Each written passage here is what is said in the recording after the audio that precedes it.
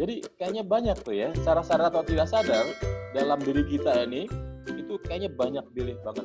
Dan belief-belief itu yang menjadikan kita seperti apa kita sekarang ini. Sudah menjadi kumpulan belief ya. Yes, kita masih bicara belief dulu ya. Oke. Dari mana datangnya belief? Atau saya cerita dulu deh ya, jangan masuk ke materi dulu. Saya cerita dulu deh. Kalau ditanya dari mana datangnya belief, jawabannya gini. Misalnya ada seorang ibu sedang masak di dapur, misalnya bikin nasi goreng. Dan dia sambil mengasuh anaknya, berusia lagi merangkak tuh, usia berapa tuh merangkak? Di bawah setahun, hampir setahun ya.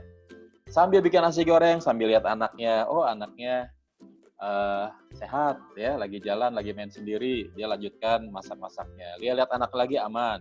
Nah, pada saat yang ketiga kali dia melihat anaknya, ternyata anaknya merangkak mengejar sesuatu yang berwarna coklat dan berjalan.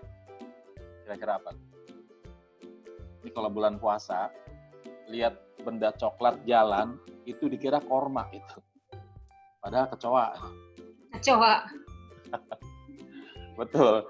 Jadi anaknya ngejar kecoa itu. Nah, ketika anaknya ngejar kecoa, ya, si ibunya kaget.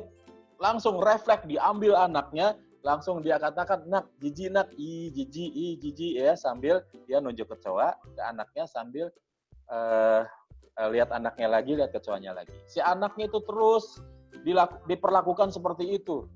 Karena besok-besoknya dia merangkak lagi, ngejar kecoa lagi, si ibunya ngangkat lagi secara refleks, langsung mengatakan, "Itu kecoa, jijik nak, jijik ya," gitu ya. Berulang-ulang, sambil anaknya lihat kecoa, lihat wajah ibunya. Lihat kecoa, lihat wajah ibunya. Terus-menerus begitu. Nah, pada saat ibunya mengatakan, "Itu kecoa nak," ada suara, jijik gitu. Jijik ya. Nah, itu akan direkam oleh anak bahwa kecoa itu jijik, dan kalau jijik itu harus teriak gitu. Ya. Itulah kalau ditanyakan dari mana asal mula kecoa, kalau lihat kecoa nah dari situ. Coba kalau misalnya ibunya ya awal-awal itu, "Nah, kecoa nak, wow, kecoa, wow," gitu. Nah, sampai sekarang mungkin anak kalau lihat kecoa teriaknya wow. Gitu. Ya. Itu contoh yang paling ringan. Contoh-contoh yang lain adalah pengalaman bukan hanya lihat kecoa, pengalaman mendidik anak, ya, pengalaman marah-marah, teriak-teriak, atau suami istri berantem didengar oleh anaknya, itu akan masuk menjadi belief. Ya, berapa banyak kasus-kasus, diantaranya ada kasus ada seorang yang trauma kalau menikah gitu, menikah trauma. Ya kenapa? Karena pengalaman dia lihat bapak ibunya berantem dulu. Jadi sudah punya mindset atau belief bahwa setiap laki-laki itu seperti kayak begitu.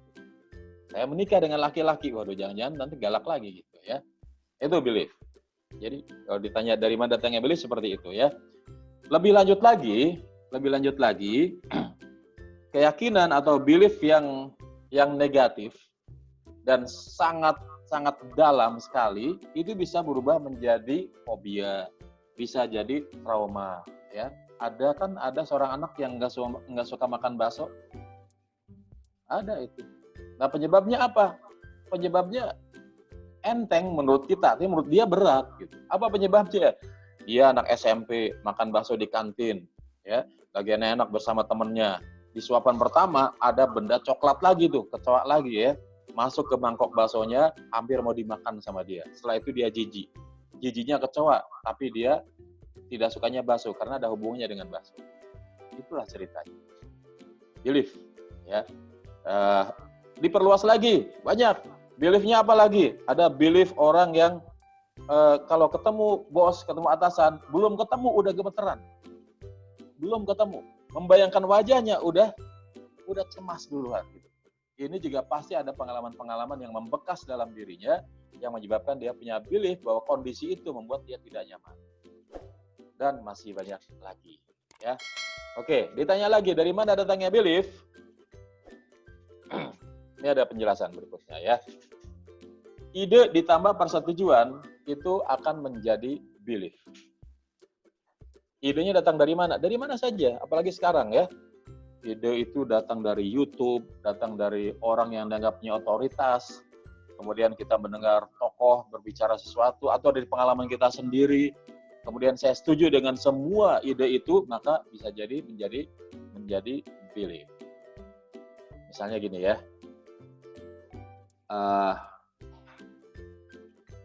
percaya nggak kalau saya mengatakan bahwa nanti malam itu akan ada sesuatu yang menyeramkan?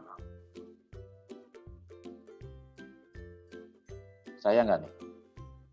Karena malam ini adalah malam kedatangan seorang makhluk. Benar nggak kalimatnya seorang makhluk? Karena bukan orang nih. Malam kedatangan sesosok makhluk yang tingginya sedengkul orang dewasa, nggak terlalu tinggi. Badannya bersisik berwarna hijau, kulitnya bersisik maksudnya ya, matanya ada cahaya hijau, kepalanya kepala kerbau, dan badannya seperti T-Rex. Kira-kira percaya nggak apa yang saya katakan? Tidak percaya, tidak setuju. Yakin tidak setuju? Ya. Yakin.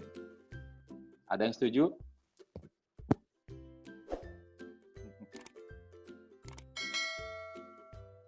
Kira-kira apa yang terjadi kalau setuju? Saya sudah mengatakan sesuatu itu anggap sebagai sebuah ide, ya. Kemudian ada orang setuju, bisa jadi belief. Kenapa dia percaya sama saya? Oh, saya kan trainer ya, masa nggak percaya sih gitu. Ah, itu bisa jadi belief. Tapi kalau tidak setuju, itu tidak akan jadi belief. Aman, ya. Pada saat itu kita setuju dan kita sudah menerima ini sebagai belief, maka perilaku apa yang akan berubah? Perilaku kekhawatiran, perilaku cemas, dan perilaku yang lain. Itu pasti akan muncul. Ya. Jadi ya alhamdulillah tidak ada yang setuju ya.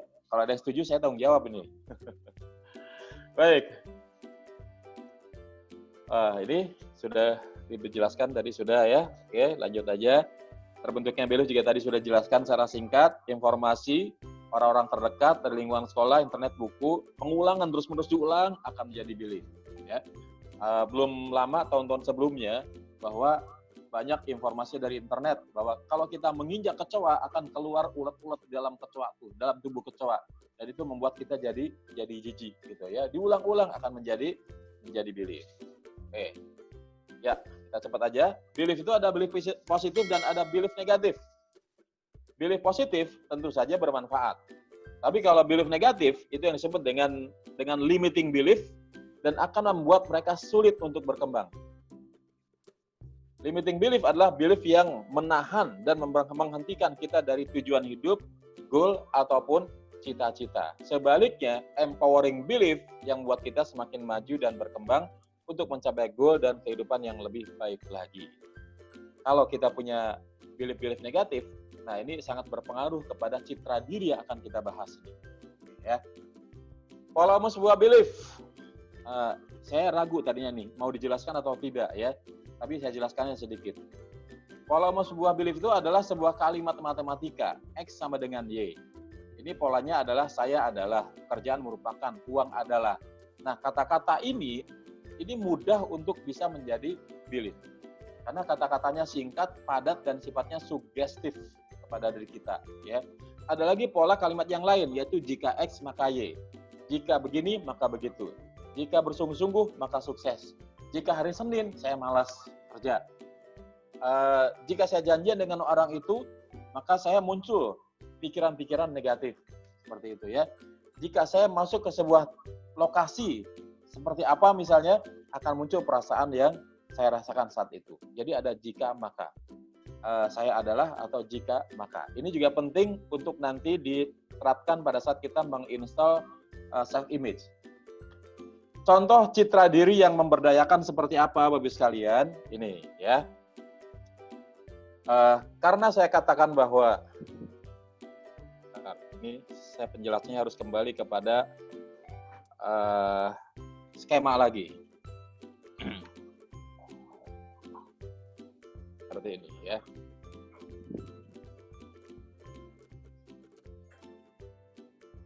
Kita mulai penjelasan dari mindset. Bahwa mindset itu adalah kumpulan belief. Tapi belief itu apa? Belief itu adalah sesuatu yang kita yakin benar. Kita yakin benar. Menurut orang lain belum tentu gitu. Oleh karena itu suka ada perbedaan belief, perbedaan mindset itu karena masalah keyakinan itu beda-beda. Dan keyakinan datang dari mana? Macam-macam datangnya ya. Apakah datang dari pengalaman sendiri sehingga dia merasa yakin atas pengalamannya, atau keyakinan itu muncul dari orang lain yang dianggap punya otoritas dan menceritakan sesuatu kepada kita, atau keyakinan itu pada saat kita mempunyai dalam kondisi emosi tertentu, kemudian ada informasi, ada ide sehingga jadi belief dan lain-lain. Nah, kumpulan-kumpulan belief itu maksudnya apa?